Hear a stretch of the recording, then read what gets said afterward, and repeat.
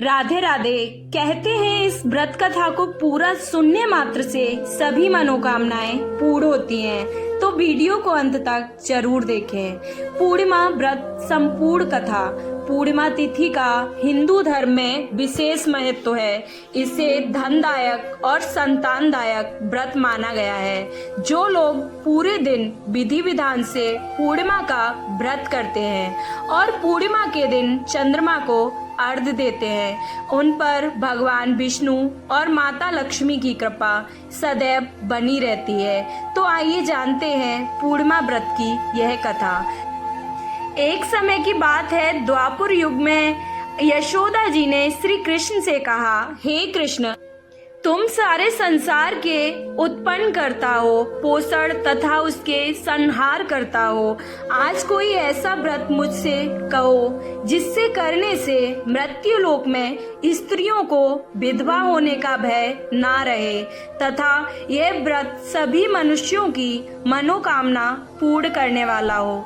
श्री कृष्ण कहने लगे, हे माता, तुमने अति सुंदर प्रश्न किया है। मैं तुमसे ऐसे ही व्रत को विस्तार पूर्वक कहता हूँ। सौभाग्य की प्राप्ति के लिए स्त्रियों को द्वादशांत अर्थात 32 पूर्णिमाओं का व्रत करना चाहिए। इस व्रत को करने से स्त्रियों को सौभाग्य संपत्ति मिलती है। यह व्रत अचल सौभाग्य को देने वाला है और भगवान शंकर के प्रति मनुष्य मात्र की भक्ति को बढ़ाने वाला है। यशोदा जी कहने लगी, हे कृष्ण, सर्वप्रथम इस व्रत को मृत्युलोक में किसने किया था, इसके विषय में विस्तार पूर्वक मुझसे कहो। श्री कृष्ण जी कहने लगे कि इस भूमंडल पर एक अत्यंत प्रसिद्ध राजा चंद्रहास से पालित अनेक प्रकार के रत्नों से भरपूर कातिका नाम की एक नगरी थी। वहाँ धनेश्वर नाम का एक ब्राह्मण था और इसकी स्त्री अति सुशील रूपवती थी। दोनों ही उस नगर में बड़े प्रेम से साथ रहते थे। घर में धन धान्य आदि की कोई कमी नहीं थी। उनको एक बड़ा दुख था, उनके कोई संतान नहीं थी, जिस वजह से वह अत्यंत ही दुखी रहते थे। एक दिन एक बड़ा तपस्वी योगी उस नगरी में आया। वह योगी बाकी सभी घरों से भिक्षा मांगकर भोजन किया करता था, लेकिन उस ब्राह्मण के घर से भिक्षा नहीं मांगा करता था।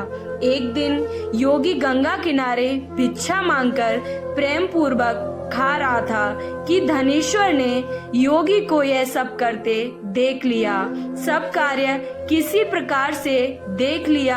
अपनी भिक्षा अनादर से दुखी होकर धनेश्वर योगी से बोला, और सभी घरों से भिक्षा लेते हैं, परंतु आप मेरे घर से भिक्षा कभी क्यों नहीं लेते? इसका क्या कारण है? इस पर योगी कहने लगा कि आपके धर्म हमें इस बात की आज्ञा नहीं देते हैं, क्योंकि अभी आप गृहस्थ जीवन में एक सुख से वंचित हैं। आपके घर संतान होने पर ही मैं आपके घर से भिक्षा स्वीकार करूंगा। उन्होंने कहा कि जिसे संतान नहीं है उसके घर से भिक्षा लेने से मेरे भी पतित हो जाने का भय है। धनेश्वर यह बात सुनकर बहुत दुखी हुए और हाथ जोड़कर योगी के पैरों पर गिर पड़े तथा दुखी मन से कहने लगे कि आप मुझे संतान की प्राप्ति का उपाय बताएं। आप सर्वज्ञ हैं, मुझ पर अवश्य ही कृपा कीजिए। धन की मेरे घर में कोई कमी नहीं है, लेकिन मैं संतान न होने के कारण अत्यंत ही दुखी हूँ। आप मेरे इस दुख का हरण कीजिए। यह सुनकर योगी कहने लगे, तुम चंडी की आराधना करो। घर पहुंचकर उन्होंने यह सारी बात अपनी पत्नी को बताई और खुद वन में चला गया। वन पहुंचकर उसने चंडी की आराधना की और उपवास किया। चंडी ने 16 दिन उसको सपने में दर्शन दिए और कहा कि हे धनेश्वर, जा तेरे पुत्र होगा, लेकिन उसकी आयु सिर्फ 16 वर्ष होगी। 16 वर्ष की आयु में ही उसकी मृत्यु हो जाएगी। अगर तुम दोनों स्त्री और पुरुष 32 पूर्णिमाओं को व्रत करोगे तो यह दीर्घायु हो जाएगा। जितनी तुम्हारी सामर्थ्य हो उतने आटे के दिए जलाकर शिव जी का पूजन करना, लेकिन पूर्णमासी 32 ही होनी चाहिए। सुबह होते ही तुम्हें इस स्थान के पास एक आम का पेड़ दिखाई देगा। उस पर चढ़कर एक फल तोड़कर अपने घर लेकर चले जाना। अपनी स्त्री को इस बारे में बताना। सुबह स्नान होने के बाद स्वच्छ होकर शंकर जी का ध्यान करके उस फल को खा लें।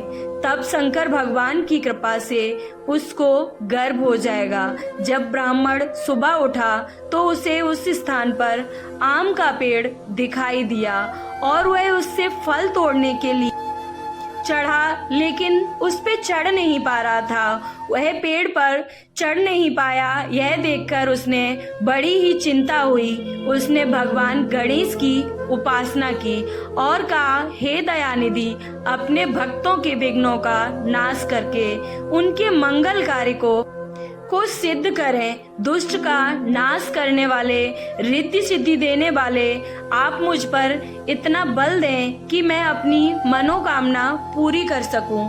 इसके बाद वह पेड़ से फल तोड़कर अपनी पत्नी के पास पहुंचा। उसकी पत्नी ने अपने पति के कहे अनुसार इस फल को खा लिया और वह गर्भवती हो गई। देवी की कृपा से उसे बहुत सुंदर पुत्र पैदा हुआ। उसका नाम उन्होंने देवीदास रखा। माता पिता के हर्ष और शोक के साथ वह बालक बढ़ने लगा। भगवान की कृपा से बालक बहुत ही सुंदर था, सुशील और पढ़ाई लिखाई में भी बहुत ही निपुण था। दुर्गा जी के कथा अनुसार उसकी माता ने 32 पूर्णमासी का व्रत रखा। जैसे ही 16वां वर्ष लगा, दोनों पति पत्नी बहुत दुखी हुए, कहीं उनके पुत्र की मृत्यु ना हो जाए। उन्होंने सोचा कि अगर उनके सामने यह सब हुआ तो वह कैसे देख पाएंगे। तभी उन्होंने देवीदास के मामा को बुलाया और 1 वर्ष के लिए देवीदास को काशी में पढ़ने के लिए भेज दिया। 1 वर्ष के बाद उसे वापस ले आना। देवीदास अपने मामा के साथ एक घोड़े पर सवार होकर चल दिया। उसके मामा को भी यह बात पता नहीं थी। दोनों पति पत्नी से 32 पूर्णमासी का व्रत पूरा किया और दूसरी तरफ मामा और भांजे दोनों एक रात गुजारने के लिए रास्ते में एक गांव में रुके। उस दिन उस गांव में ब्राह्मण की एक कन्या का विवाह होने वाला था। जिस धर्मशाली में वर और बारात के बाकी लोग रुके हुए थे, उसी धर्मशाला में देवीदास और उसका मामा भी ठहर गए। उधर कन्या को तेल आदि चढ़ाने के बाद जब लग्न का समय आया तो वर की तबीयत खराब हो गई।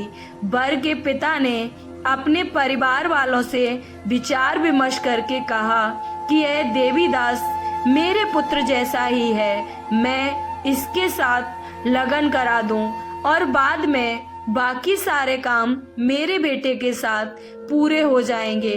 ऐसा कहने के बाद वर के पिता देवीदास को मांगने के लिए उसके मामा के पास गए और उन्हें सारी बात बताई। मामा ने कहा कि कन्यादान में जो कुछ भी मिलेगा वो हमें दे दिया जाए। वर के पिता ने बात स्वीकार कर ली। इसके बाद देवीदास का विवाह कन्या के साथ संपन्न हो गया। इसके बाद वह अपनी पत्नी के साथ भोजन न कर सका और मन में विचार करने लगा कि न जाने यह किसकी पत्नी होगी। यह सोचकर उसकी आंखों में आंसू आ गए।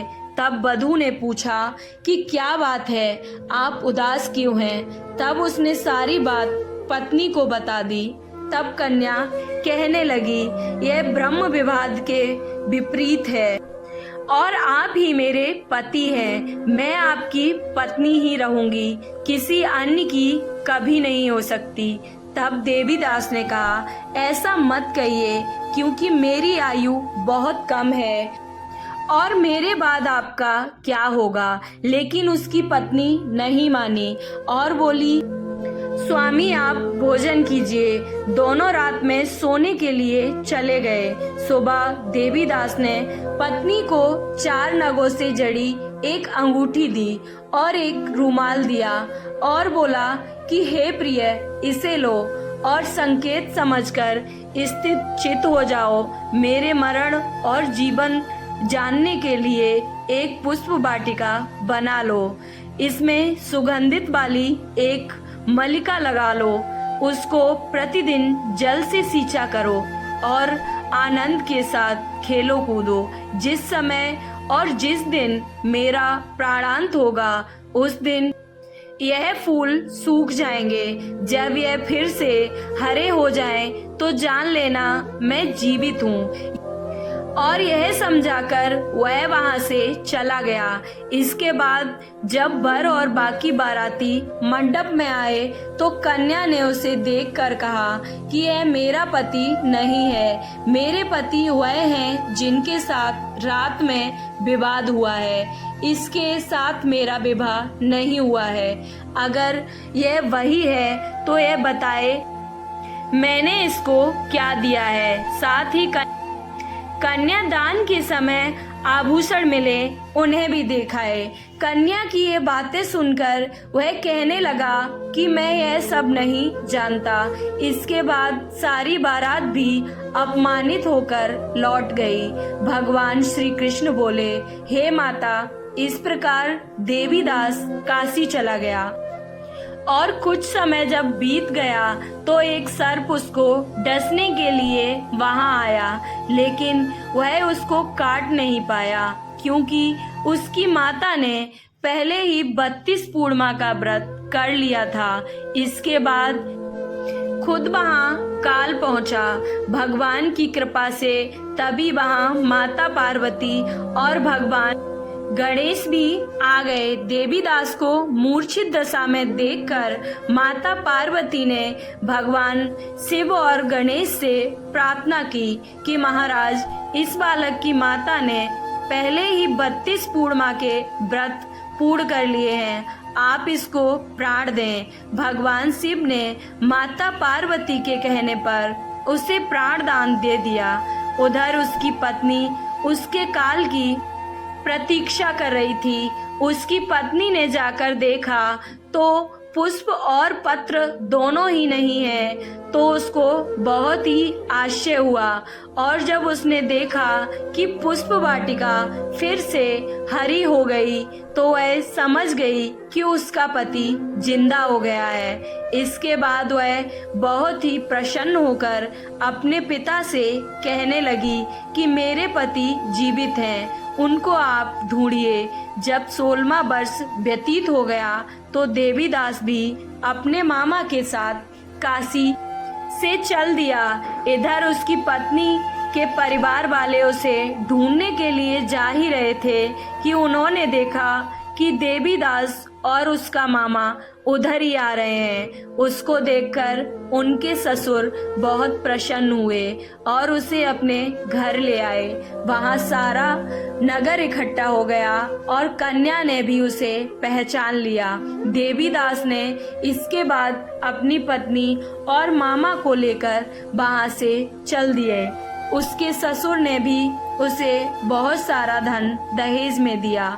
जब वह अपने घर की तरफ चल रहा था तो उसके माता पिता को लोगों ने खबर दी कि तुम्हारा पुत्र देवीदास अपनी पत्नी और मामा के साथ आ रहा है। ऐसा समाचार सुनकर पहले तो उन्हें विश्वास नहीं हुआ, लेकिन जब देवीदास आया और उसने अपने माता पिता के पैर छुए तो देवीदास के माता पिता ने उनका माथा चूमा और दोनों को अपने सीने से लगा लिया।